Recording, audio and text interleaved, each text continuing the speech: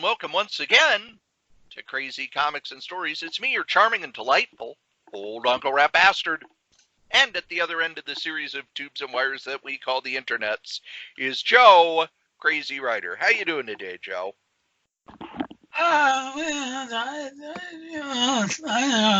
don't know. I feel I should quote President Jimmy Carter when he quoted Mahatma Gandhi at Senator Hubert Humphrey's funeral. Wow! Here, let me pick up all those names you just dropped. I know, and I haven't gotten to what he quoted. He listed the 7 deadly sins: wealth without work, pleasure without conscience, knowledge without character, commerce without morality, science without humanity, worship without sacrifice, politics without principle, and comic books without variant covers. Okay, I made up that last one, but I was going to say, I'm in a lot of trouble. Yeah, you are. Yeah, according to I'm not big on the variant covers. No acetate for you. Nope. Although, would you buy Detective Comics 27 that was rated 0.1? Only if it has some sort of special story involved. It was chewed on by a bat. Oh, I like that. Only the back cover, though. So I'd seen that popped up on Craig Yo's Facebook page, and he got it from Lord knows where. And I was looking at it thinking, that's stupid enough to be cool. I think it's cool enough to be cool. I have no idea where it went. I mean, I'm gonna type in some eBaying when I looked for it earlier. It kind of reminds me like when CGC graded a comic book 0.0. 0.0. And they said, we will never grade comics like this, but they did it for one reason.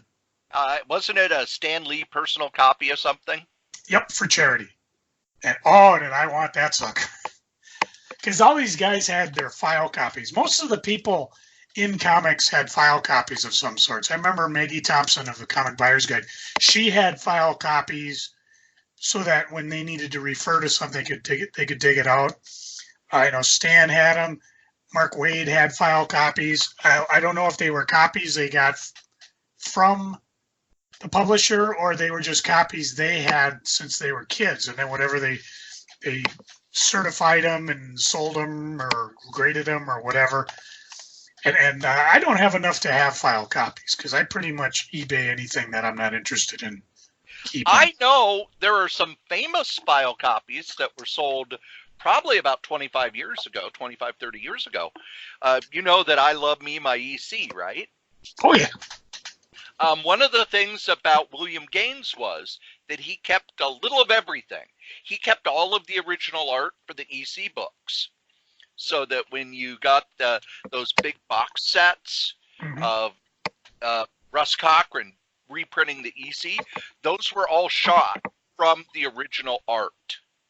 It wasn't film, it wasn't anything like that, because William Gaines kept all the original art. And then once all of the EC box sets were done,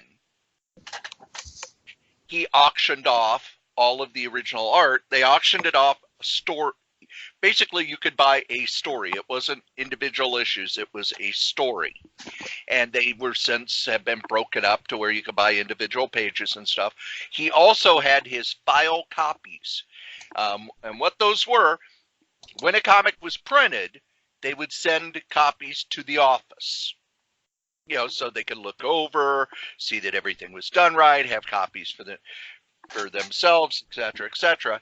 Gaines took, I think, either 5 or 10 of each book, and they came in a manila envelope.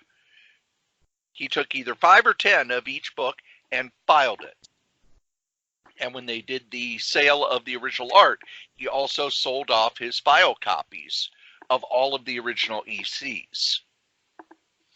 And it was one of those things where a lot of the artists who were alive at the time were a little upset. Hey, this is our art. We drew this. And Gaines said, look, it was under the copyright law at the time. I own it. I'm selling it. He did give the artists who were alive, he did send them a check for it. But not all that much. And does Joe know who was the artist who left Mad Magazine because he asked for his original art and Gaines said, no, I keep all the art. That's how it's always been. It's how it'll always be. Sounds like Don Martin. That is correct. Don Martin One. was upset over the fact that he had done books. He'd done the Captain Klutz books and other books and all of the other stuff, and he didn't own his art. And he was given an offer by Cracked Magazine. Hey, you come over here, you can keep your original art and your copyright. And that's why he went over to Cracked Magazine and never came back to Mad.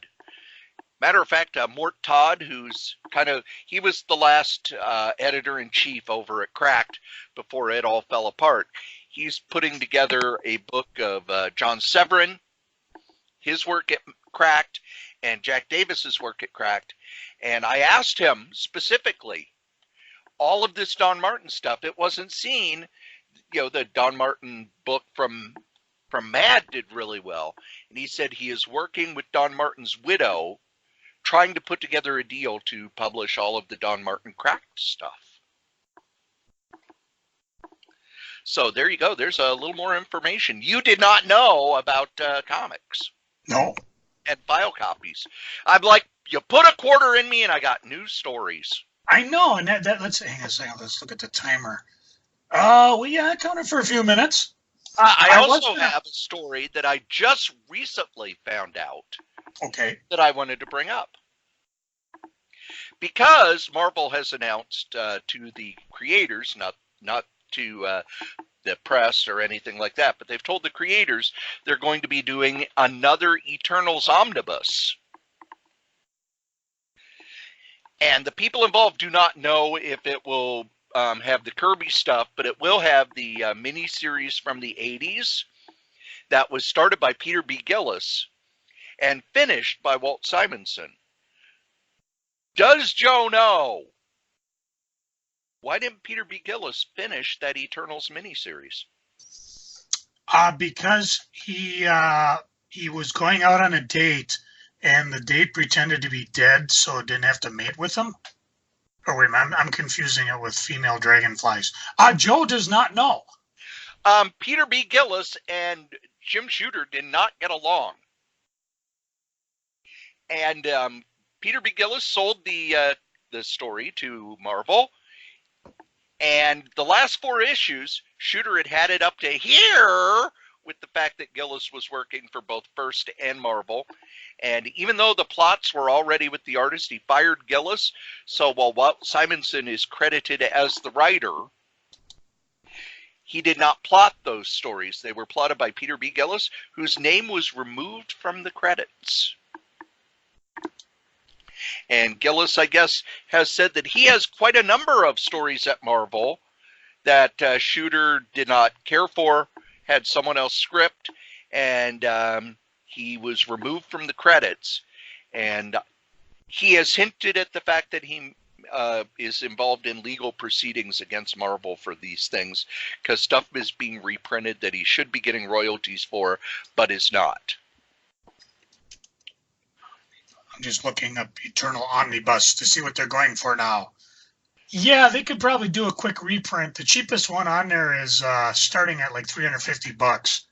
But the one they're talking about would be more than just the Kirby Eternals. I hope it would be Kirby, the series you were talking about, maybe include the Neil Gaiman stuff. You think you could go as far as to include the, I don't know where it started, but it accumulated in the Thor 300? Yep, there was a story in Thor. There was an Eternals one-shot that was going to be a story in Marvel Comics Presents, but they had so much inventory that they just put it out as a big, thick one-shot. And I think it was by Roy Thomas, and I'm just pulling this out of the air, Joe. Mike Gustafson did the art? Does it list that where you're looking? I'm on the eBays. Let me fire up the old atomicavenue.com here. The Kraytron 4000. Let's see. Holy cow. 1, 2, 3, 4 series. Which one? There was the Kirby series, there was Yeah. the mini series, there was the one shot, and then the Neil Gaiman series. So it would probably be number 3. Nope. 3 is Neil Gaiman. Oh, So unless they call it, let me look at Eternals. it was a one shot. I know that. Let's see, Eternals 4th series. That was Yeah, that wasn't. not that good. It was a mess, and Okay, well, ignore it. Sorry, Charles. All right, let me find Eternals. I'm even saying it right. Eternal? Eternals? yes, Eternals. Eternals. So much for that. Okay, I'm gonna Sketchbook, look. maybe? The Herald Factor. That's it. Okay. 1991. Roy Thomas, Dan Thomas, Mark Texiera. Oh, Texiera drew it. Okay. Yeah. So, yep. Before he became a huge star on Ghost Rider. You know, if they include all this, I would buy that. You know, and being that the original one is like ungodly expensive. Yeah. And they made a lot of announcements about the Eternals movie at the big Disney. Yeah. D23, which I'd never heard of before Marvel was part of Disney. But that's where they made all the announcements of when the Marvel movies are coming out. Oh, and the outrage! Oh my God, there people upset because I mean, you tell me, you're about one of the biggest Kirby fans I know. Do you I object saw that. to him being a Disney legend? Absolutely not. I think it's amazing. Yep. And Because then the Kirby being a Disney legend means they're going to be plastering his name on all sorts of things. I imagine that he would have been giddy about the fact that he's getting all this recognition for his work if there was a little money involved. You think they would call Stan Lee a Disney original? They've already named Stan Lee a Disney legend. A legend, yeah.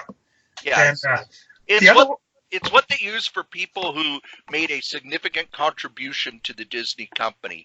A lot of the early animators are in there, a lot of actors, voice actors. Basically, it's their way of saying this is our Hall of Fame. Cool. The other one, There's a lot of people upset about things. Yeah. The other one that got me was the people were, oh my God, social justice, where I can't believe they've changed the gender of the Hulk, She-Hulk. And I think the best thing is you can tell the people that were upset about this they'd never picked up a comic book in their damn life. Yeah. Joe, do you know who Barry Sutter is? Tell me, because I probably do. I just can't think of it. Do you remember there was a movement when the first She-Hulk comic came out to cancel the series. And there was a guy who had letters in all of the early issues about how he wanted this series canceled. Well, that was Barry Dutter, who went on to get a job at Marvel. Actually went on to write some She-Hulk stories with She-Hulk in it. And he basically said on Facebook, yeah, I'm the one who started the anti-She-Hulk thing back in the 80s, back in the late 70s, early 80s, because I was an obnoxious teenager. Even I think it's great that She-Hulk's getting a TV show. Cool. What I like are the people who are like, Stan Lee would not have stood for this. Well, go back and take a look at who wrote the first issue. Yeah, I was going to say, even I remember, that was the big selling point. Stan Lee's writing the book. Now, do you remember why there was a She-Hulk comic? I have no idea. It had to be because again, this was my neophyte years. My guess would be probably to protect the trademark. That is correct. Same reason there was a Spider-Woman comic, because they had started development on a female Hulk type character when the TV show The Hulk was on. They found out that one of the low rent, basically some low rent TV studio was starting to rumble about doing a She-Hulk or a female Hulk or a Ms. Hulk or something. They said, shit, we better get the copyright on that. Anytime they do a female character, it's to protect the copyright. Just ask Wonder Man. All I think of is that what if like story where they had, what if Wonder Man was a woman and Power Man was a girl? Yeah. And then the bottom, if you Distinguished publish competition. this, we sue for the distinguished. Oh, that's good humor.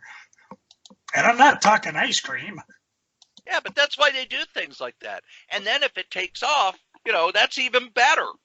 But that's why even, Spider-Woman's canceled. Here's another one. That one didn't work either. Here's another one. Yeah, just bang them out. Now, I wonder if that counts if they do them online too, because I know when New Avengers was big and Frank Cho was upsetting the internet with his rendition of Spider-Woman, that they did one that was online first. I wonder if that's enough. That's all Disney needs to do to protect the copyright, or if it does have to be published. Nope. Online is considered publishing. And I forget what it was. You have to show the character every so many years. And be a champion of it. Oh, bad example. Sorry. That's something that we ought to point out. Marvel had that comic, The Champions. And then in the 80s, there was a role-playing game company that came out with a superhero role-playing game called Champions. And it took a few years, and then Marvel said, hey! And sued, saying, you can't do that. That's ours. And they were able to say, nope, you've abandoned the copyright. We've been publishing it for a couple of years. You haven't published a Champion comic in ages. And I think they worked out a deal with them in order to do the new Champions book. But there was a book in the early 2000s called The Order. And when they were working on that, they were going to call it The Champions. And found out, because nobody at Marvel remembers anything. It's like, oh, okay, well, we'll use The Champions. Nope, you don't have the rights to that name. God damn it. I was talking with someone at work today about how Wonder Woman... See, I told you could do that. You can talk to people at work. I'm proud of you. There was the Wonder Woman comic from pretty much 1945 to the mid-80s. Lost money. But they continued to publish it for two reasons. First was licensing. They made enough money in licensing to make up for the fact that they were publishing at a loss. Two, in the creator's contract, because remember the early creators of comics, it was before, nope, you create it, we own it. The creator of Wonder Woman had in the contract that if DC didn't publish a Wonder Woman comic every month, the rights would revert to him. So that's why after Wonder Woman was canceled, they were going to do that 4-issue miniseries, but it got delayed and delayed and delayed. I guess at that point, they finally just bought the rights to Wonder Woman from the heirs of the creators so that they didn't have to worry about it anymore. But Wonder Woman was published at a loss for most of its history. And well, that's why we get so many Captain Marvels. Because when they found out that the name Captain Marvel was no longer protected, you had Myron Fass, who was a fly-by-night scumbag publisher in the 60s. Actually, he was also a fly-by-night scumbag publisher in the 50s and 40s too. But in the 60s, Captain Marvel? I'm going to have my own. Split! He created a Captain Marvel character who his power was if he yelled the word split, his arms, legs, and head would fly off. Oh, I found it. Detective Comics number 27, CBSC original, back cover, eaten by a bat. Guy wants $10,000 for it. Oh. A little high there. I mean, there's some pages from Detective Comics that are going, well, maybe not. There's guys got page number 10 for $2,500. Well, I remember when Jerome was actually buying, I think, Action number 1 page by page. Yeah, because sometimes that's the only way you can do it unless you got a couple $1 million to buy it on your own. But you interrupted me. I know it. I love doing that.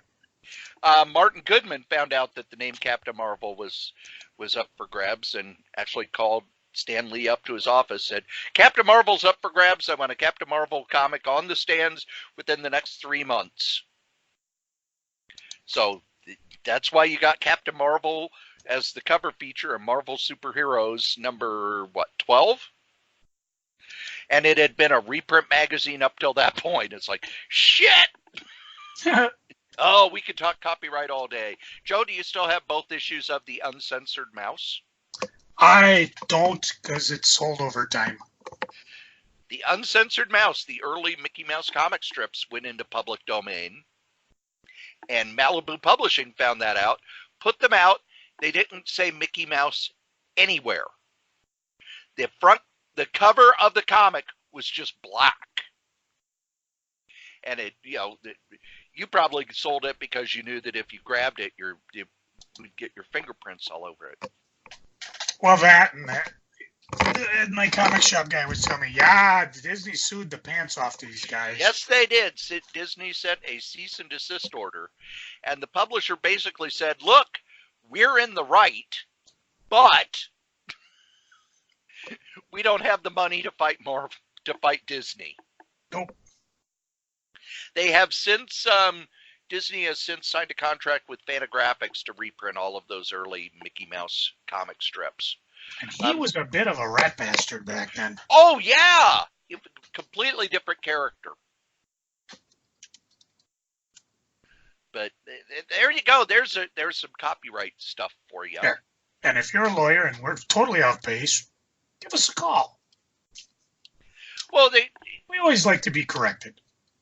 Joe, do you remember back when Sir Dave Sim got a threatening letter from Marvel? Didn't he just publish it? Yes. What it was, he had a character named the Roach, and the Roach was kind of, insane, and would dress up as a superhero in the Cerebus story, and it would be, like, okay, he's Moon Roach, he's Bat Roach, and they did a story in Church and State where he was Wolver Roach. The problem was he cover featured Wolver Roach 3 times. The first time, yep, you could say it's parody. The second time, you're pushing it. Third time, nope, we have to. And Chris Claremont and Dave Sim were friends at the time, and Claremont even said, look, Marvel's just got to protect their copyright, dude. You've cover featured Wolver Roach on the 3 times. If they don't send you a cease and desist, somebody else could do a Wolverine comic, and we can't do spit about it. And that's the thing. You have to protect your copyright. It's why back in the 80s, Disney would sue hospitals and daycare centers that painted Disney characters on their walls. It's like, no, you can't do that. Well, we're taking care of children. Yeah, but we own those characters, and if we let you do it, we could lose that copyright. And we sell Mickey Mouse wallpaper. Just buy the damn wallpaper, people.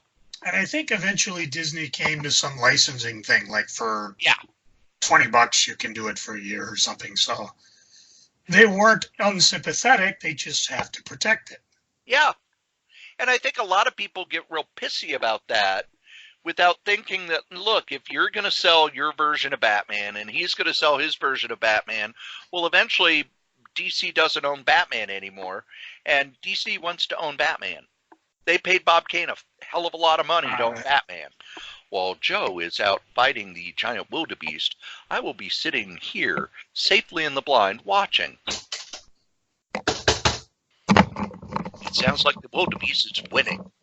I was more worried a bat would come flying out, and then I'd have to go fight crime for the rest of the night. There's one more special beat-up comic I'd like to ask if you know about. I sent you a link about it, I don't know, a while ago, and you never responded.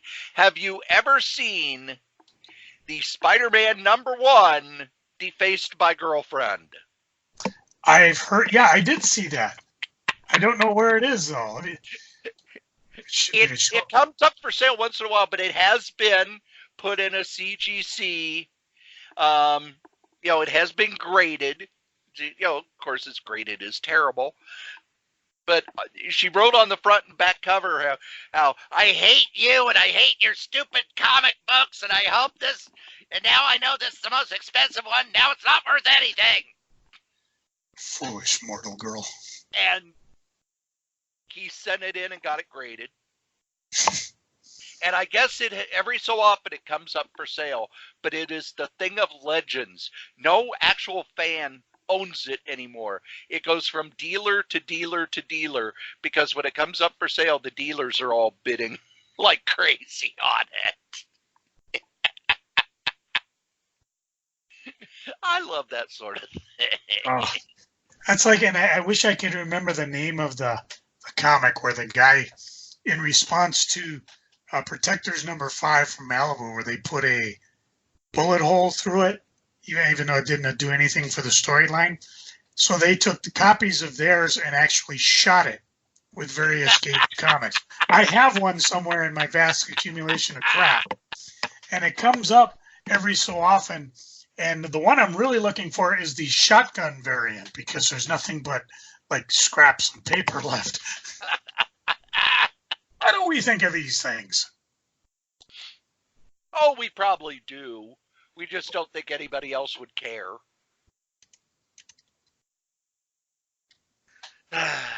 Well, I don't know what you did over the weekend, but I read me some comic books. I actually went up north again, but I did read comic books too.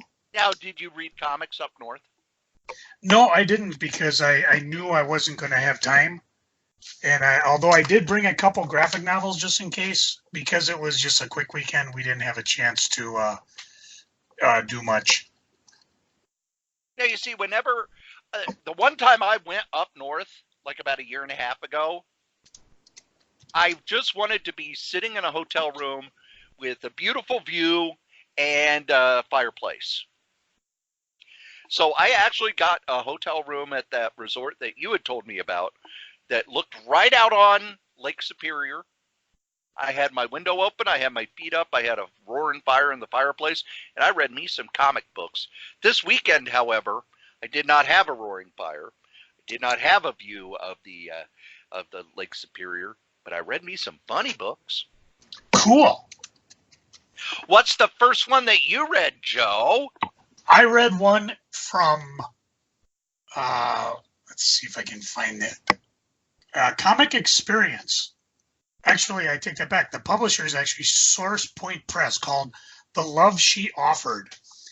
And what's happened is it's kind of a, did he do it or did he not do it? And she's been murdered. It's not like it's a spoiler. Somebody decides to corral the boyfriend and tie him up and beat on him until he confesses, which is always good for, a confession in a court of law. And of course, as you're busy, I don't know if you want to throw a spoiler up on this one, since I think issue 1 and 2 are out. But as you're reading it, you always quite, you're like, hey, these guys are going out of bounds. They shouldn't be doing this to this kid. And then, of course, the last page cuts back to 6 weeks ago, and now you're going, oh. And that's pretty much all I'm going to say. It's a 3-issue series. Creators Glenn Monet, Teroso Lanetta, Monte Thompson is the colorist. So you should be able to find it. I did see it at some of the local comic stores nearby. Issue number 1 is out. I believe 2 is probably out. It's only 3 issues. So, again, something really different. So I enjoyed it. The art was good. The story is compelling. And I'm kind of curious just what the heck's going on. I guess I'll find out in 2 issues. First book that I read was the Glow Summer Special. Yes, I buzzed through the 3rd series of Glow. I enjoyed it, although, boy, they wrote Mark Maron out of that thing, and it showed. They needed Mark Maron in that show pretty bad. But the Glow Summer Special from IDW was written by Devin Grayson, who I'm glad she's doing comics again. I always liked her stuff. And when she left comics, I really think that we missed out on a bunch of books by her. But the Glow Summer Special is a one-shot, and it really felt like an episode of the series without all the subplots and continuing stuff.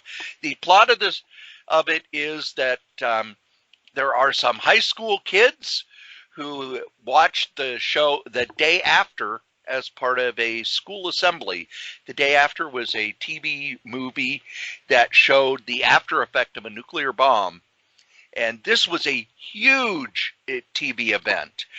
I remember my middle sister, after that aired, refused to go to school because why bother?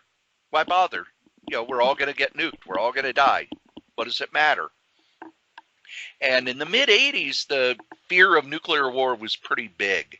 So what they do in this is if you've watched the show, you know that there's their white meat baby face is an all-American girl, and their evil heel is a Russian, and they're putting together a match about that. But then the owner of Glow sees the movie Beyond Thunderdome, the Mad Max movie that every wrestling promotion stole from. So he wants to have a Thunderdome. And the story basically is all of that coming together as they create a match for these high schoolers to watch. I thought it was very well written. The art was anime inspired, seemed very animation focused.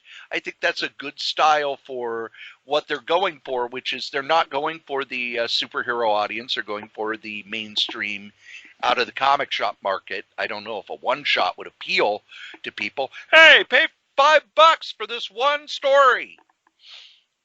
But if you're a big fan of the show, I would say that it's a buy. If you're kind of like the show, I would wait. It's a borrow. They also had a preview in the back for a series called Marilyn Manor, which is she's the daughter of a president and is going to be president. And it all was very odd and strange. And I don't know if I liked it or not. By the end of it, I still didn't quite know what they were going for. And I think when you're doing a preview of a book, you know, if you get 5 pages, you need to knock our socks off with those 5 pages. We need to walk away from that knowing what's the book about, what's the main character, and have a hook so we go, oh, I got to see what's next. This didn't have that. It just came off as, okay, this is a really odd idea, and I think they're trying to do way too much with it. So there you go. Glow Summer Special. It gets a borrow unless you're a hardcore fan of Glow, and then it gets a buy. Joe? Jab number 3. Sorry, I'm still looking up the gunshot issue. It was Shannon Wheeler wrote Jab number 3, where they shot every single copy of the comic book with a gun. And not only did they do that, but also the story inside dealt with the gunshot going through the entire issue. So Shannon Wheeler of Too Much Coffee Man. Yeah, and he happened to be the guy. He's sitting there, and all of a sudden, bang! A bullet comes flying through, and that's where the hole is coming through the window. No time for banner. I got a duck. And one of my favorite books from last year, Shit by President Tweets. All right, let's see. What else did I read I read one from Antarctic Press called Leave on the Light. This is through Second Sight Studios, and it's I think it's actually sold out, so you might have a tough time finding it unless they went to second print. It's kind of a horror type show, type movie type thing. It's kind of suspenseful. You know, they can do some stuff with the art as you're reading it. You know, like the killer's in the back seat. No, he isn't. Yes, he is. No, he isn't. It starts out with a murder so bad that when the cop who comes and investigates sees it, he ends up throwing it up. I told you see nothing like it. No, you haven't seen this before. I have. And so we're finding out, yeah, something's going on. There's some history involved. The killer's running around. With the first issue, I'm like, maybe I should have just waited and picked up all of them. I'm not sure how many there are going to be. I think 4 or 5, maybe 6. I don't know. But if you like horror movies, this might be something you might want to pick up. I picked it up just because I think, first of all, I know it's a miniseries, but second of all, I thought I'd give it a try. Branch out, try something new. But it just, I don't know. What do you say? Buy, borrow, or ignore. I bought it. I would say, unless you're a horror fan, you should probably ignore it.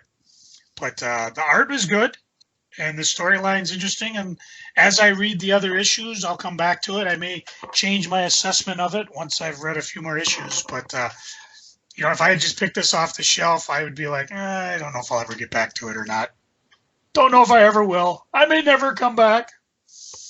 Well, I hope you're back next week. We'll see. Joe, do you remember a few episodes ago when we did our previews, you talked about the comic Pretty Violent? Yes. I picked it up. Now, have you picked it up and read it yet? No. I would imagine that'll show up in my next box date, which should be, if not this week, next week. All right. It's written and drawn by Derek Hunter, who is known best for his work on shows on Cartoon Network. Story is about a young superhero who constantly screws up, killing innocent bystanders and other superheroes. Quite honestly, this felt like something a teenager would do while they're in detention.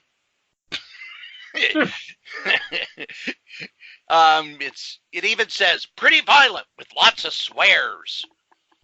And there's a part of me that thinks that he's really just sick of doing saccharine kid stuff and needed to get all this out. But there's nothing new here. The art is very much Cartoon Network-y with more blood and gore. She screws up, innocent people die. She screws up, a hero dies. And she doesn't understand why people don't like her and why people hate her, even though she causes all sorts of death and chaos in her wake. And I have read so many superhero parodies over the years that you really have to have a shockingly good one for me to care. This is not Megaton Man. This is not The Tick. This is not Ambush Bug. Like I said, it really feels like something an angry teenager would do in their notebook. Oh, well, what if she's fighting a lava monster and it spews lava on all the people watching?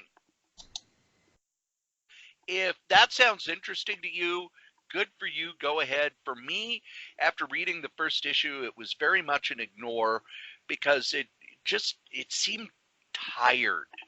There's a way to do that sort of thing. If you read I Hate Fairyland, it works because of the fact that the character has a reason to be pissed, and it's in such contrast with the world she's in, but there's an ongoing story. For this, it just seems like, it's a whole bunch of superheroes and she's a fuck up. So on this one, I'm putting an ignore. Joe? Oh, okay, Cory, let's see. Which letter, I, L, or V? Oh, I like V. V, okay, let's go with Jane Foster, Valkyrie. Ooh, I want to know about this one. Yeah, I came in on the tail end of Jason Aaron's run on Thor. So I just saw the grand finale, and eventually I'm going to get the graphic novels and just read the whole 7-year offering, or the omnibus, whatever happens later. So I picked this one up because I understood if it flows out of War of the Realms, which is the way it should go. And basically Jane is Valkyrie, and she's having a tough time adjusting. And she knows she's tough. She knows she's can take care of things, but she doesn't really know how her powers works, or that the force that she has, and the powers that she can wield. And she's also concerned because somebody, and I cannot find the name of it, has there's a certain sword that somebody has, and unfortunately this particular sword allows them to fight through any armor, and the bad guy has it, and she does not. Unfortunately, said bad guy shows up dead later with a chest wound, and a sword did it, and she knows it. She's also trying to balance being Valkyrie with being good old-fashioned Jane Foster. And of course, people are mad at her because she tends to disappear for time on end. It's like, you got to decide what you're going to do here. So if you are Valkyrie and you don't know what's going on and you think you need a little help, where should you go? Why? Valhalla, of course. And that's about all I'm going to say, as this has one of those oh my God endings. And I don't know, is this an ongoing or a mini series? Ongoing. So it's a good solid base hit on this first one, to use a baseball analogy, even though we're in the football season. The art is very good. Again, with most of Marvel's comics, they are. You know who's who, you know what's going on. It ties right out of War of the Realms, although I didn't need to know anything in order to read along with it. We're learning as she's learning, which is always the best way to do it. Although you got to admit, when Ditko did Doctor Strange and he was 100% ready to go, that was pretty cool too. But we learned as she learned. And for the first issue, I buy the first issues for two reasons. First of all, to review it. And second of all, because Discount Comic Book Service always offers them at half price. Issue 2, maybe 3 are out on the shelf now. I don't know if I'm going to continue this one. I will probably pick it up as a graphic novel rather than as a month-to-month series. But judging by the first book, I would definitely say borrow this one. Unless you're so totally, if certain writers you just trust. I see Peter David, I see Johnathan Hickman write something. I didn't read a lot of Jason Aaron's Thor, but it sounds like he wrote one hell of a thing. So Cory, you tell me, if you see him write something, are you on it like Oprah on a canned ham? Are you on it now, like me on pumpkin spice? Yeah. So again, borrow this one and decide for yourself. Me, I'll probably revisit it once the graphic novel comes out. Speaking of Johnathan Hickman, you see how I say that? You see how I softballed that to him? I have read the first 4 issues of the new X-Men, House of X and Power of X. Oh. Well, 2 issues of House of X, 2 issues of Power of X. I've only read the first, and I will mention, if you pick up your copy, go to the back couple pages, because they have an order on how to read it.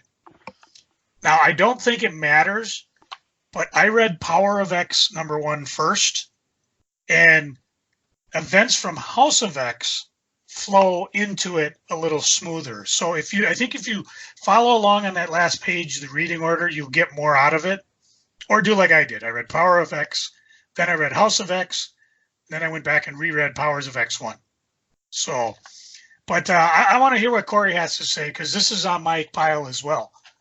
If you have never read the X-Men before, if you have dropped the X-Men within I would say the last 20 years or so, because it's like, I can't deal with it anymore, this is the book to bring you back.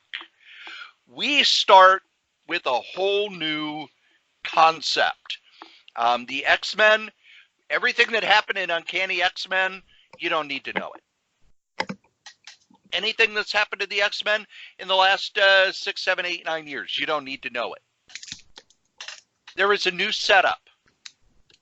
The island Krakoa, which was from Giant Size X-Men #1, an island that was a living mutant, is now the home of the X-Men. They are traveling the world to solve problems, and we get a huge change in which one is it? House of X or Power of X? I think it's Power of X #2, where we find out why things are so odd.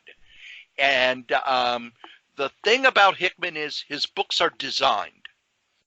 He came into comics as a design major, and many people don't know, when he first got into comics over at Image, he drew his books. Now he doesn't draw them anymore. This is the best X-Men story beginning since Grant Morrison took over the X-Men. For ages, they have tried to sort of, I say, restart the X-Men, because X-Men sales, X-Men was on top for 20 years, but as not everybody could be on top for 20 years. At one point, the New Teen Titans was the #1 selling comic over at DC. Now it's not. At one point, you could point to all these different companies. At one point, Image was outselling Marvel. Now they're not. This is Hickman at his most Hickman-esque, in that he takes all of these ideas that have been floating around Marvel for a while, sort of jams them together with this new science fiction stuff, drops you in the middle of it, and dares you to catch up. And the thing is, his characterization and the ideas are enough that you want to catch up. I've read too many books over the last, I would say, 5 years, where it's, okay, here's a confusing situation. We're going to make it come clear within the next few issues. And most of the time it's like, yeah, I'm too confused and I don't care. With Hickman, I am confused but intrigued because of the ideas they're throwing out, because of the changes he's throwing out. The X-Men feels exciting again. It feels vital again. And he's juggling a huge cast. I've read four of the 12 issues that will make up this story, and I'm hooked. It reminds me of when he took over the Avengers, and you read the first issue and it was like, well, this isn't like the Avengers used to be. This is very different from what Brian Michael Bendis did. Hickman is telling a huge story here. I have no idea where it's going to go, and I cannot wait. The art feels very much like a new version of Neil Adams, that very hyper-realistic art style. In a way, it's a little like Brian Hitch as well. It's a little hard for me to get used to, but then as the story goes on, you realize he's doing what they call big screen comics. These are comics that are made to be on a big screen. Big things are happening. You got lots of vistas and just tons of science fiction ideas crammed in here. If it were anybody else, I would wonder if they could juggle all the balls that they threw in the air in these first 4 issues. But Hickman has shown that he knows what he's doing. He always has a plan, and I'm on for the ride. This is a buy for me. Joe, what did you think? Oh, like I said, Hickman, you could write the phone book and I would read it, because I'm going to sit back. I'm going to enjoy it. I kind of follow some of the concepts. He answered a few key questions for me. And in the first issue, how is the rest of the Marvel Universe going to react to this new Marvel X-Men setup? It's very public. It's very open. It's not like, hey, we're all going to hang out in, what was the island that got nuked? Genosha. Thank you. And it starts out, of course, with a big fight. Well, I wouldn't say a big fight, but a meeting between Fantastic Four and Cyclops, which you got to read to believe, and I'm hoping. Yeah, I love that. I love that whole sequence. And again, as I read it from Power of X, and they refer to what happened in House of X, and I just went back and it's already intertwined. I just read issues 1. I will say, in the interest of just letting people know, because I know you're very worried about Krakoa, it does fall. So And I'm not giving away anything because it's in Power of X1. So it's like we already know the ending of the story and we just have the beginning. Brilliant. Absolutely brilliant. Powers of X is 6 issues. House of X is six issues. There's about 3,000 variant covers. Plus X-Men 1 has already been solicited. We raved about it on our previews thing. So, yeah, this is going to be a roller coaster. Jump on and enjoy the ride. And when we get to geeking, I'll tell you some more reading that I did that House of X and Power of X, I don't know, inspired me to read. How many more books do we want to review here, Cory? Oh, how much time we got? How much time? Now we can do one more. All right, well, I will go to the one that kind of was setting me off and one I've been raving about, waiting about, and I got it, and I just, I can't even talk. The Epic Collection X-Men, It's Always Darkest Before the Dawn. This is the X-Men appearances at the end of the original series before Giant Size 1. Amazing Adventures 11 through 17, which is where the Beast gets furry. They also include some of the one of the issues. They reprinted a bunch of stuff like the origin of the Beast, but they had him furry as what do you call them, bookends, sort of. The Amazing Spider-Man 92, Incredible Hulk 150, 161, 172. 180 to 182. I can't envision why they'd have that in there. Marvel Team Up 4 and 23. Avengers 110, 111. Captain America 172 to 175. I'll get back to that in a second. Into Defenders 15, 16. Giant Size Fantastic 4. And all the covers from X-Men 67, 93, and Annuals 1 and 2. These were the X-Men when I suspect they just shot the X-Men out because they had no other reason to do the X-Men other than we have to keep the X-Men out there. They're not key parts of the story. Matter of fact, the whole Captain America run is the Secret Society run. Secret Empire. Empire, thank you. Which has the crazy ending, if you want to throw a spoiler up, go ahead, where Captain America follows, I think they call him number 1 into the Oval Office. He pulls off his helmet and promptly commits suicide. Just being, I believe Nixon was in power then. Yes. So Captain America basically saved the mutants' ass. So I hope somewhere down the line, and Hickman, if you're listening, I hope they come back to this because of all the people, all the humans out there, Captain America should be very sympathetic to the mutants, not only because of what he saw in World War II, but because of this, and also what was that goofy guy? He came back, changed time, killed everybody, but it all went back to normal, and only Captain America remembered it. I can't remember. What was it X-Men 201, 202? Oh, Kulan Goth. Thank you. 191, 192. Okay, so it was before that. So, but and even in the Avengers and in Captain America, the X-Men weren't necessarily the linchpin of the whole story. They, in some ways, they were almost like afterthought because they were being used so badly. But this book is just wonderful. I mean, if you got the hundreds and thousands of dollars to buy these key issues and read them, go for it. I've never read the Amazing Adventures that had the Beast.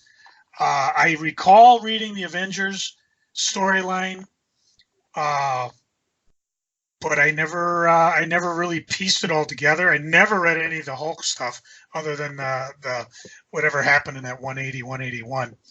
So, I mean, between reading this and reading the House of X and Power of X, well, we'll get to that in my geeking. But if you get a chance, pick this baby up for $39.99, and you probably get it for less. This was just, to me, the most fascinating reading. I mean, this was Marvel at its goofiness.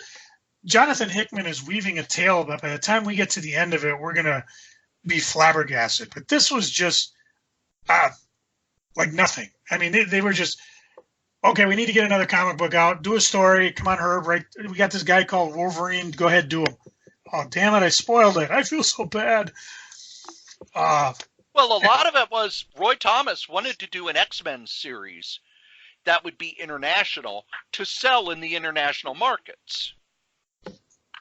And eventually they just, no, just do a regular comic. Don't do this international thing. So you had some international heroes, but the idea of doing it as a, in Germany, Nightcrawler would be the main character. In England, this character would be the main character. In Japan, Sunfire would be the main character, on the covers at least. But they finally said, no, just we'll do it as a quarterly. Do it as a giant size. And we all know what happened after that. Yeah. Never last. Yeah.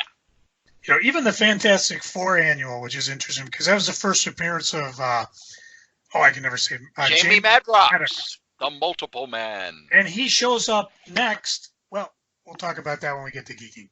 But yeah, I recommend this epic collection. It's in color. It's glorious book. I mean, I think I have it in Essential Classic X-Men 3, but this was just a lot of fun. And I after listing everything, I want to wonder, is there anything that they missed? Because after that Fantastic Four came that giant size X-Men 1. Never last. The last book I'm going to review is a book called The White Trees, the first issue of a 2-issue miniseries written by Chip Zdarsky and drawn by Chris Anka. It's a fantasy story where 3 former war heroes have their children kidnapped and go on a quest to save them. But one of the characters does not really want to go on the quest. He has forsaken the use of violence. And it goes along in order to save his child. And him forsaking the use of violence plays a large part in the story. The art by Chris Anka. I had never seen art by Anka before. This was wonderful. The non-human fantasy characters are drawn in such a way that they're completely believable. The fantasy aspects of it fit perfectly with their art. The coloring is very delicate, which enhanced the art. Zdarsky's story, one of the things that I've said for quite a few years is I wish that there were more fantasy comics. And this reads like a fantasy novel. I will say that there is a lot of nudity and male nudity and frontal nudity in this book. So if you don't want to see some twigs and branches, oh my, or if you're checking over what your kids read, this is clearly aimed at adults. Not for the kids. Nope. But it's a 2-issue miniseries. The first issue blew me away. From what I hear, it's also selling really well out in the real world. And Chip Zdarsky even said on his Twitter page, nobody under 18 should be buying this thing. Lots of naked people. I loved it, and I'm happy that it's selling well because maybe it means we'll get more fantasy comics. But this one got a definite buy from me, and the only way it wouldn't get a buy overall is if they don't stick the landing. Chip Zdarsky has always proven to me that that when a book ends at Image, I'm looking at you, sex criminals, which still hasn't ended, he can stick the landing. Really loved this book. Joe, you know who's not going to give you a lot of nudity? Playboy, because aren't they out of business? No, they are now a quarterly. Oh, well. No, it's these guys, our sponsors. That's right, here at the Solitaire Rose Radio Network, we have ads, and our first sponsor is me. That's right, your charming and delightful old Uncle Rat Bastard. I have my first book out with Dangerous Dan Moore. It's the first 100 strips of our online web strip, Worldwide News, the story of the lowest rated cable news network. And you can get yourself a copy with commentary, with all sorts of extras, with signatures and everything. Just email Dan over at LordShadowFlame@gmail.com. Our top sponsor, who's been with us since day one, is DreamHost. DreamHost.com. You need yourself a website, and DreamHost.com is the #1 web host in the whole known universe. Just head over to DreamHost.com, put in the code KRAYZ, KRAYZ, get $20 off your first year. How can you beat that? Our other sponsor is Graze, GRAZE.com. Healthy snacks for a healthy lifestyle. Just head over to Graze, put in the code CORYS3R5P. Your first and fifth box are free. You could get them weekly. You could get them bi-weekly. You could get them monthly. You could just order a whole bunch of them. It's great stuff to keep you away from the vending machine at work. Now, if you would like to leave a comment for any of the podcasts that we do, we'd love those. Go ahead and email us at solitairerosenetwork@gmail.com, or you can call 952-856-0519. Operators are standing by. Okay, it's just a place that will record your calls, but we'll play them on the air. We'll answer your questions. We love getting feedback. Tell us what you think. Ask a question. Suggest a topic. Be a guest. Send us your stuff. SolitaireRoseNetwork@gmail.com. If you would like to advertise on any of the Solitaire Rose radio shows, you can. Just email us at SolitaireRoseNetwork@gmail.com. Subject advertising. Thanks. And you might as well say that some of my other podcasts are quarterly, but they're not. I'm trying to get them out more often. Why don't I tell you about them right here? The Solitaire Rose Radio Network has all sorts of podcasts for you. There's, of course, Crazy Comics and Stories, where myself and Crazy Joe Ryder get together once a week to talk comics. We review comics, we talk about upcoming comics, we talk about comics history. Anything that has to do with comics, we're going to talk about. We also have Series in Review, where we review series and kind of give a DVD commentary of past comics that we've enjoyed. There is also Solitaire Rose Radio. Solitaire Rose Radio is my solo show where I discuss upcoming comics, past comics, comics history, and interview comics creators. These are all at crazycomics.solitairerose.com. There's also the podcast I'm proudest of. That's Novelcast, where I take the novels that I have written and turn them into audiobooks. That's at novels.solitairerose.com. Over at Bad Advice, myself, Dan Moore, and Wolfie B. Bad take your questions and give you bad advice. It's at badadvice.solitairerose.com. Now, don't think that I'm doing all the podcasts, because there's also Scrabbling Across the West by Dave Coffell and Stephanie Coffell. Dave is a musician and Stephanie is his wife. They travel the country performing music and playing Scrabble over at scrabbling.solitairerose.com. And finally, the newest member of the Solitaire Rose Radio group, that's Fantastic Forecast, where myself and host of For the Love of Comics, Adam Vermillion, go over the series The Fantastic Four, 4 issues at a time. That's available at fantasticforecast.solitairerose.com. If you would like to advertise on any of these podcasts, you can. Just email me at solitairerosenetwork@gmail.com. Thanks. And now we get to Joe's favorite part of the show. No, not where he puts on a Fitbit and walks around in a circle till he gets 10,000 steps. Sometimes I could sip this tasty beverage while I do it. It's what's going on the eBays, Joe? I be eBaying. And today I put up a bunch of photographs. The classic 8x10 colored glossy photos that stars give out and charge you $50-$60 at a con to sign. Some of them I had were signed, but I don't have the certificate of authenticity, so I kind of priced them a little low. But if that's your type of thing, I had about a dozen, so go ahead and check it out. Things you cannot check out, I sold a Wildstorm postcard pack that dates all the way back from 1994 from my original Hot Comic days. This was postcards where they reprinted the covers on all the postcards, Wildcats, 1013.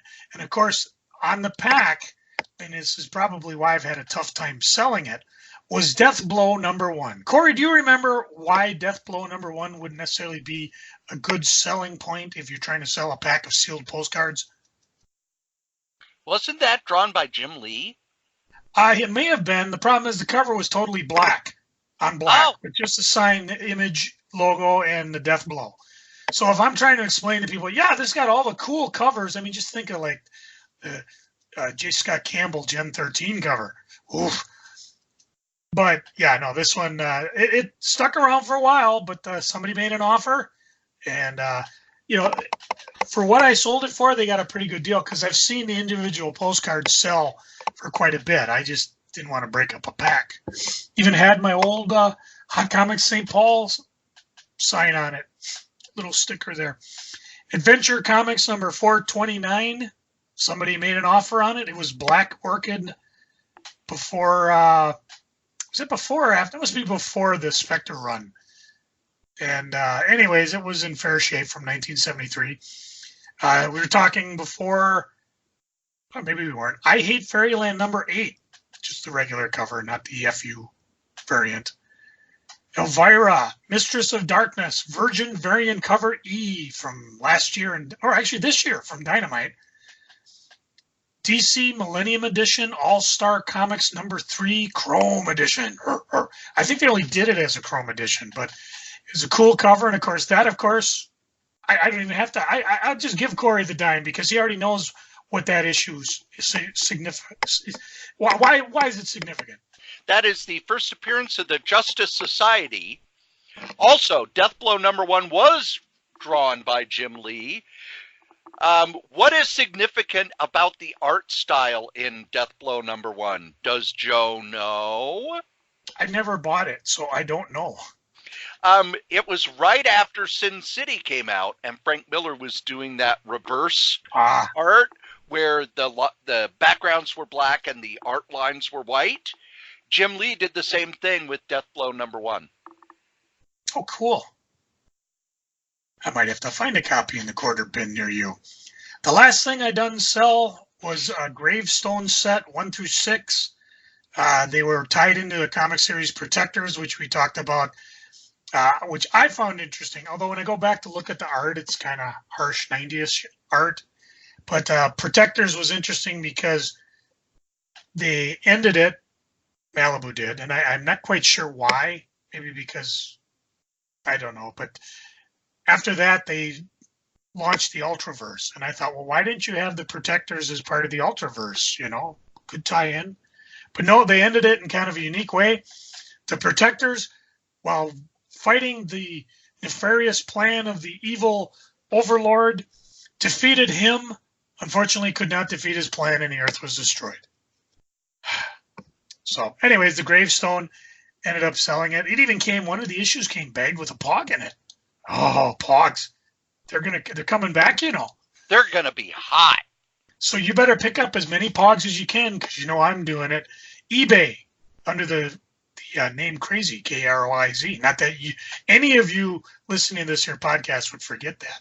So I'll be putting up more stuff as fast as I can. And if you see something you're interested in, send me a quick note. I'll reply with an offer, make an offer. Not everything has an offer attached to it, but you know me, I'm trying to move this stuff out because I got more stuff coming. It's kind of stuffy in here. Well, now we get to my favorite part of the show. No, not where I tell Joe to go stand in line for a Popeye's chicken sandwich because they're all sold out and he'd have to wait about 3 months. I wouldn't do that. I would go get one of those Impossible Burgers or any other plant-based alternatives that seem to be popping up. They have the Impossible burger stuff at the Qdoba burrito place here in Chaska. So, no, it's freaking and geeking. Joe, what are you freaking on? Well, I did mention I went up north, and I'll talk more about that later, but I had too much to drink. Definitely a self-inflicted injury the following morning. I woke up, and I said, why did I wake up? Oh, I know I have to move because I'm not in parallel to the rotation of the Earth. Yeah, Joey was hungover. Forgot the one thing I should have done. I should have taken a big old gallon of water and drank it down before I went to bed. But I didn't. But I didn't. The other thing I'm freaking on, I don't know if it's a Minnesota thing or it's just a change of the season thing or end of summer thing, but oh my God, people are driving like assholes on the road. I was coming home from work, and now I don't normally drive rush hour traffic, but I'm working odd hours at work, 8 to 4:30. So as I was leaving, I'm leaving Airport Road, and the line is just long to get an exit onto the highway. And usually I attribute this because Uber and Lyft are probably very active. They force them to park in the lot, and then they all rush to the airport. And as I'm sitting there, I notice, okay, I'm getting closer and closer to the light, and there seem to be two cars in the turn lane that aren't moving. Oh, there's an accident. Okay, well, I guess I better get over into the right lane and move. No, I'm trying not to swear, but some asshole decides, you know what, I'm going to bypass all the traffic and drive right up the shoulder, only to get caught because everybody's slowly merging right to get around the accident. But that wasn't all of it. Then I'm on the freeway. Now, one of the local talk show guys that I've blathered on and on about, Jason Matheson, has he absolutely, you want to get him revved up, just tell him that you hate slow traffic in the left lane. It is so bad in Minnesota because people got this conceit, well, I am driving the speed limit, therefore I will stay in the left lane and you can just stay behind me, even though the other law says move over to the right. Slower traffic keeps right. You can't break one law by obeying the other law. They're not mutually exclusive. If you feel you must go the speed limit, move over to the right, which is where you should be in the first place. But there are people that don't do it. So now Minnesota has a law. If the cops see you, they will pull you over and give you a ticket. They're not necessarily looking to do that because right now they're making more cash. I mean, they're dealing more with distracted drivers, eating that Impossible Burger while driving or texting while driving. I don't even know the name of the episode where one of my freakings was some son of a bitch driving in his truck, was watching porn and plowed in the back of my wife, the View she was driving. That might have been pre us, before we were podcasting. But yeah, people just put the frickin' phone down. Stop driving in the right lane. And the other one that gets me too is that they've done some traffic changes on the road that I go home on, where instead of having, 4 lanes of traffic, they have bike lane, a lane of traffic, and then the center lane. And it's punctuated by islands where you cannot get through, because they're trying to keep cross traffic from cutting up the street. And of course, nobody in Minnesota knows how to merge. I'm watching these people, and same thing when we were on the road. It's called a zipper merge, folks. I want you all to look down at your zipper and see how well they're together. One side, then the other side, then the other side, then the other side. Think of that, and that's something about Mary when you're driving and you need to merge. One, leave enough space so the car next to you can move in, and then the next car, and so on and so on. If you do that and master it, traffic flows smoothly. If you don't, like the dumb MF that thought, you know what, I got to get in front of this guy even though he let the guy in front of me in. So 2 cars go, so everybody's got to stop, and now you get that snake effect where traffic just flows backwards. I'm telling you, I'm going to buy myself just one of those 1970s gas guzzlers, put bricks on the side of it, some adamantium bumpers, and I'm going hunting. And you already know who I'm going after. Oh, makes me mad. The other one that drives me nuts, and this will be the last one, otherwise this would be the podcast, Joe flew off the rails. Yeah, racing Aren't they train. all? That's another one. No, usually it's put a quarter in you and sit back and learn something. When I'm in the left lane and you're driving up my ass and we're in rush hour traffic, no, you're not Dale Earnhardt. You're not drafting me. I can't get in the right lane because there's nobody in the right lane is full. There's somebody ahead of me. I can't get in front of them. If I can't see your grill, you're way too effing close to me. What's worse is when you're in the right lane, they're doing the same thing. Where do you think I'm going to go? Where do you think you're going to go? I'm going to drink my tasty beverage for a while and mute myself while I go on for a while. Cory, tell the good folks what you're freaking on. It's not even winter time yet. What's going to happen when winter? I'm really not freaking on a whole lot. Normally, I would be freaking over fan reaction to stuff like, the She-Hulk thing and all that. But I'm to the point where I just realized there are some people, they just want a bellyache about things. Barry Dutter bellyached about She-Hulk 40 years ago, and now he's like, yeah, I like the character. I even got to write stories with her. So these people are being ignored by Disney. I'm going to ignore them as well. I remember the big thing about how they were going to boycott Captain Marvel because it was a woman. Captain Marvel made $1 billion frickin' dollars. Good job with that boycott, boys. The other thing is, if you watch wrestling, you know that Dean Ambrose left the WWE. He's now wrestling under his own name, John Moxley. He signed with All Elite Wrestling.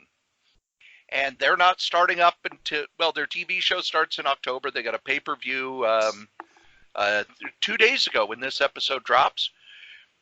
So he asked if he could compete in the New Japan G1 tournament, which is an 18-day tournament.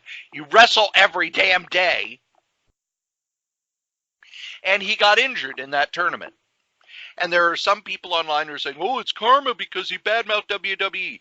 That's not why I'm freaking about it. Why I'm freaking about it is AEW paid this guy a lot of money because on their premiere episode, they want to be able to say, hey, that guy you used to like in the WWE, we stole him away from them. And now they can't because he's injured.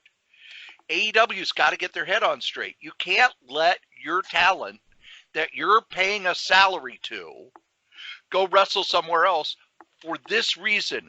If they get injured somewhere else, you still have to pay them and you don't get to use them.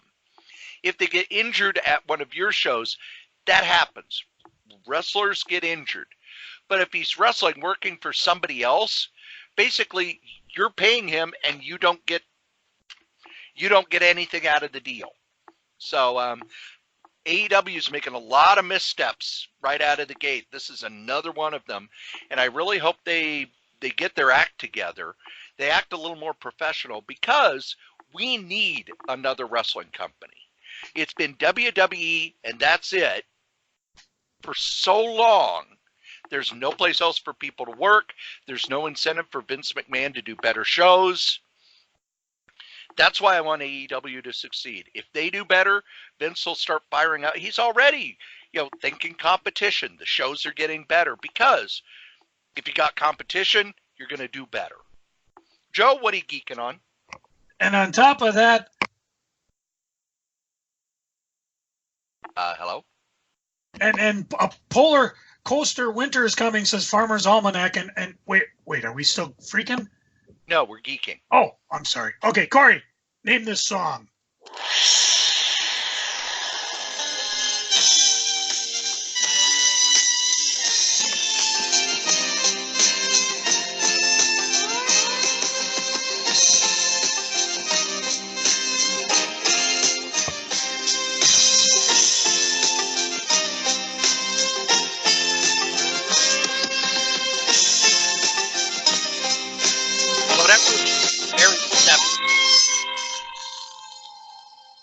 What is it? Whatever it is, it's very 70s. Very good. Do you know what show it's from? No, I don't. It is the opening theme to Hitchhiker's Guide to the Galaxy.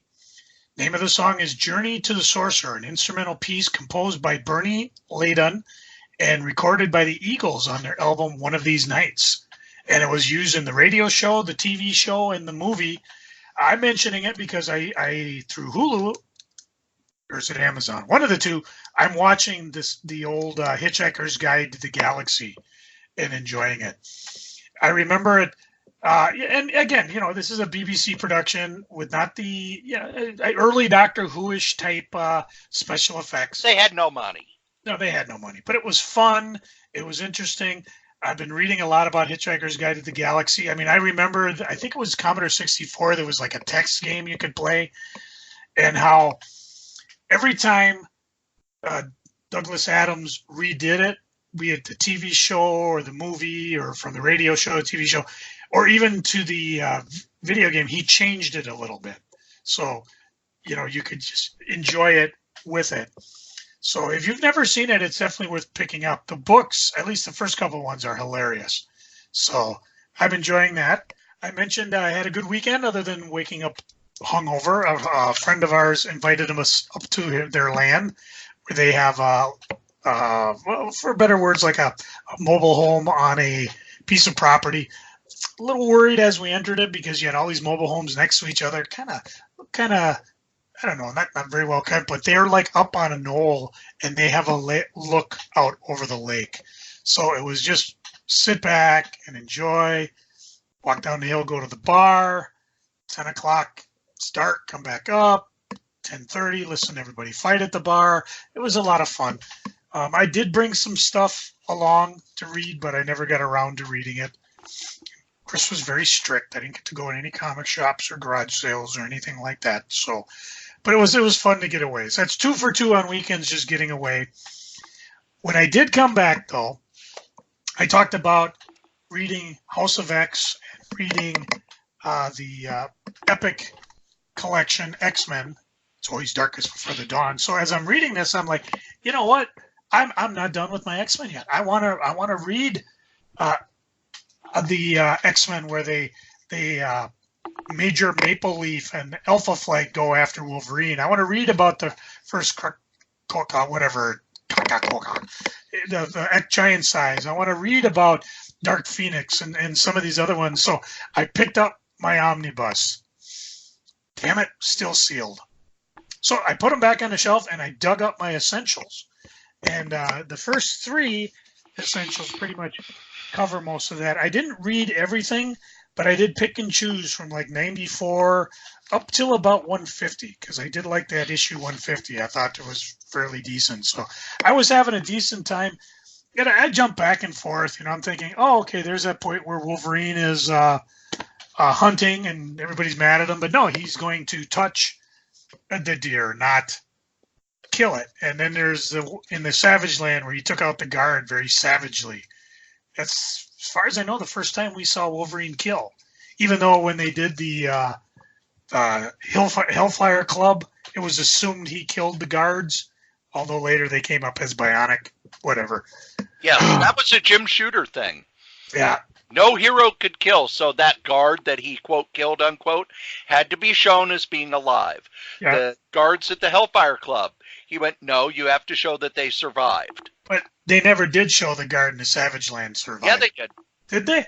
Yep. Okay. Next time they went to the Savage Land, they made a mention that he had I got to go back to my... been healed from his wounds. I've got to go back to my X-Men. So it wasn't all X-Men, though. I dug up Daredevil, Born Again by Miller and Mazzucchelli. Did I get that one right? Yep, David Mazzucchelli. Absolutely brilliant. And, of course, I always question as I read things like this because I'm like, what ever did happen to Karen Page? Or who's that the woman that Matt was going with that eventually shagged up with Foggy? Oh, yeah. I don't remember her name, but Cory. I know what you're talking Cory's about. her first name, yeah. What happened to Karen Page, though? I guess I'll have to look that up while Cory's geeking. You should take a look at the Kevin Smith story. That's Karen Page. I will have to get that because I know I have the incomplete one. I've got to go pick that up. To Kevin Smith or Marvel Unlimited. I'll fire that baby up. In terms of books, we were talking wrestling, I read a hardcore journal, Mick Foley, Countdown to Lockdown. That's when he was with Impact. Yep. This is his, which is TNA for you guys. It's a good book. I enjoyed it. And if you read Mick Foley, of course, I think I picked this one at Half Price Books for Indeed Half Price. And talks about him leaving the WWF or E at the time, him being in SmackDown. He does this interesting thing where at the beginning of each chapter is a wrestle meter, and it will tell you whether or not this has a lot to do with wrestling or not a lot to do with wrestling. And talks a lot about meeting Tori Amos, and why she's so big on his hit parade. And he was like, "Oh, she's never gonna remember me," and she did, and came and gave him a big hug. And the theme throughout it is basically, at this point in his career, Mick was in sad shape, and he was about ready to go after Sting, who was the TNA. They call it the TNA champion, or what did they call it at the time? They probably called it TNA. Now it's called Impact, because the people who own TNA now are like, yeah, TNA is a stupid name. Well, depends what you think the T and the A stand for. Yeah, exactly. But Mick Foley's got a great style of writing stuff. I just absolutely love behind the scene things. I picked it up cheap. My only beef on it is I apparently spilled blue Kool-Aid on it somehow, because How dare you, sir? well, yeah, but it gives it flavor. Plus, it doesn't really affect the reading ability of the book. So, and now I have something to give to Cory. The last thing. I've read it. Well, not with blue Kool-Aid on it. Well, The last thing I got from my Kickstarter, I got my hardcover White Ash Volume 1. It's a 200-page fantasy, horror, and forbidden romance. And this was done by, let's see, now I got to open it. Geez, it's no longer mint. Let's see, written by Charlie Stickney, art by Connor Hughes, colors by Finn Cramb. And I don't know, I thought I had the Kickstarter up. They're shipping them out. They had various variant covers. I think I went with the normal one. Art looks good. I can't wait to see the storyline. Welcome to White Ash, a small smudge of a town in western Pennsylvania where coal mining is a generational calling, and it's a legacy that Alex Zwerg wants no part of. However, as Alex finally about to get the hell out of town and head off to college, an accident of mine stalls his exit. It puts him directly in the orbit of the enigmatic Lillian Eldon. Together, they head down a dangerous path, uncover secrets about his family that changes everything he knows in White Ash. And now if he leaves, there will be no one to protect the people of the town from an ancient evil that has just returned. So I will be bringing that to work and reading through it and talking about it as I get there. And I don't know if there are any more available, but if you look for White Ash Volume 1, sometimes they overprint to always have a few extras. They are shipping them out, and I was pleased as punch to get mine in the mail today. It's always fun. You always forget, oh yeah, I did order this one. So, but these guys are great. They kept in constant contact, letting us know where they were and stuff. So that's about it. Cory, what are you geeking on? First thing I'm geeking on is this weekend I finally got caught up on The Walking Dead. Because the comic or the show? The show. Because it's a show I cannot watch when the sun is up. Because there are scenes that are so goddamn dark you can't see what's going on if there's any other light. Joe, how far have you read in the comic The Walking Dead? I stopped at... I did read issue 100 where Glenn bought it, but I think a Compendium 1 is about as far as I've gone. Okay. There is a sequence in the comic with pikes. Ooh. And as it came up to that sequence in the show, it was like, well, they won't be able to have the same thing.